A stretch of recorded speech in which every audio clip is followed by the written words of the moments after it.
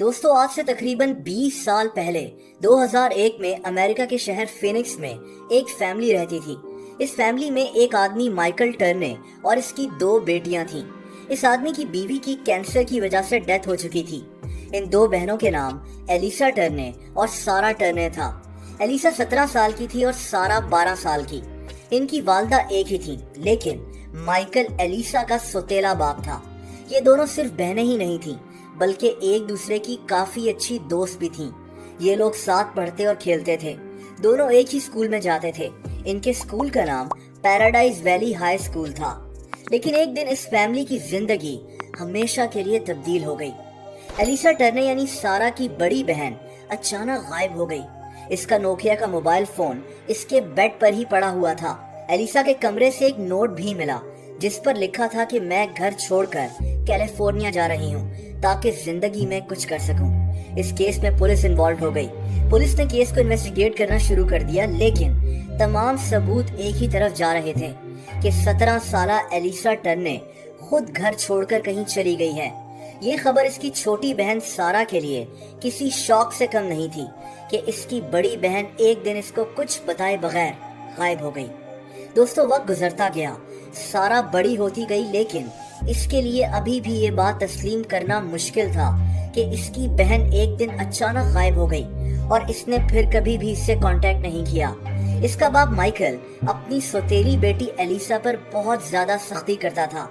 ये आदमी अपनी सौतेली बेटी के हर काम में मदाखलत करता था।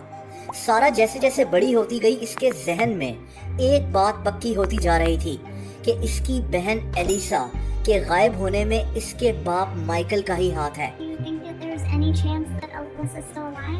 I don't think that Alyssa can still be alive, and it wasn't until I believed that my father could be responsible that I gave up hope that she was alive. ये अपने बाप माइकल से Elisa के मुतालिक सवाल करती तो इसको आगे से अजीब जवाब सुनने को मिलते थे। You have a background in law enforcement. Yes, I did.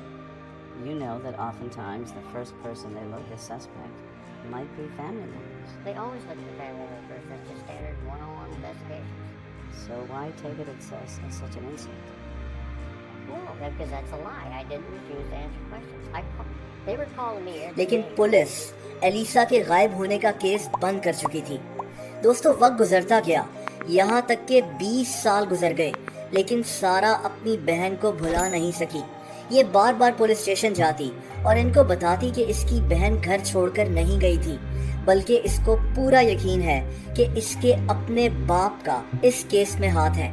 दोस्तों इसने पुलिस को अपने बाप की कई वीडियोस भी दिखाई जिसमें ये उससे एलिसा के मुतालिक सवाल कर रही है, लेकिन इसके बाप के पास किसी बात का कोई जवाब नहीं है। लेकिन पुलिस इसकी किसी बात को मानने के लिए तैयार नहीं थी। सारा को हमेशा से लगता था कि माइकल ने ही अपनी सौतेली बेटी को गायब किया है। सारा ने हर जगह अपनी आवाज उठाई। इसने फेसबुक पर जस्टिस फॉर एलिसा के नाम से पेज भी बनाया, लेकिन कोई फायदा नहीं हुआ। ये केस लटका ही रहा। माइकल खुद एक दफा जेल जा चुका था। इसके घर से 2008 में 26 पाइप बॉम्ब्स बरामद हुए थे। इस आदमी को 7 साल के लिए जेल भेज दिया गया था।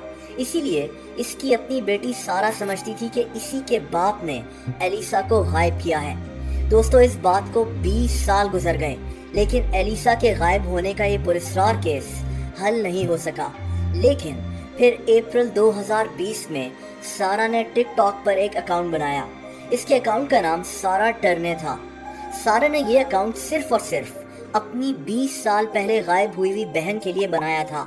ये यहाँ अपनी बहन के केस के ऊपर वीडियोस पोस्ट करना शुरू हो गई। इन वीडियोस में इसके अपने बाप की वीडियोस और ऑडियो रिकॉर्डिंग्स भी थीं, जिसमें ये उससे एलिसा के मुतालिक सवाल पूछती थी और वो अजीब किस्म के जवाब देता था। दोस्तों ये टिकटॉक अकाउंट देखते ही देखते बेहद मशहूर हो गया। सारा के कुछ ही महीनों में 1 मिलियन फॉलोअर्स हो गए। सारा ने एलिसा के केस को टिकटॉक के जरिए पूरी दुनिया में मशहूर कर दिया। लोग इसकी वीडियोस को हर जगह शेयर करने लगे। मीडिया की नजर भी सारा पर पड़ गई, जो सिर्फ और सिर्फ अपनी बहन के लिए इंसाफ चाहती थी। सारा ने इस टिकटॉक अकाउंट पर सारे सबूत पोस्ट करना शुरू कर दिए। दिन रात सारा का सिर्फ यही मकसद था। एक वीडियो में ये अपने बाप से एलिसा का पूछती है तो इसका बाप माइकल कहता है कि जब मैं मरने वाला हूँगा तो तो तुम्हें सारी बातों का जवाब ईमानदारी से दे दूंगा, उस वक्त का इंतजार करो। ये बात इंतहाई अजीब थी। ये साफ लग रहा था कि इसी का बाप अपनी सौतेली बेटी के गायब होने के पीछे है। ये वीडियो भी टिकटॉक पर वायरल हो गई और ये केस फिर से जिंदा होने लगा। दोस्तों, सारा के इस टिकटॉक अकाउंट की वजह से पुलिस ने एलिसा के केस को फिर से खोल दिया। सारा दिन रात पुलिस पर प्रेशर डालना शुरू हो गई। पुलिस ने एलिसा के 20 साल पुराने केस से जुड़े कई लोगों का इंटरव्यू करना शुरू कर दिया। ये केस टिकटॉक के जरिए बेहद मशहूर हो गया। सारा ने अपने टिकटॉक अकाउंट के जरिए दिन रात इस केस को जिंदा करना शुरू कर दिया। और दोस्तों, 20 साल के बाद पुलिस को आखिरकार पता चल गया कि माइकल टर्ने ने ही अपनी सौतेली बेटी को गुस्से में कत्ल कर दिया था।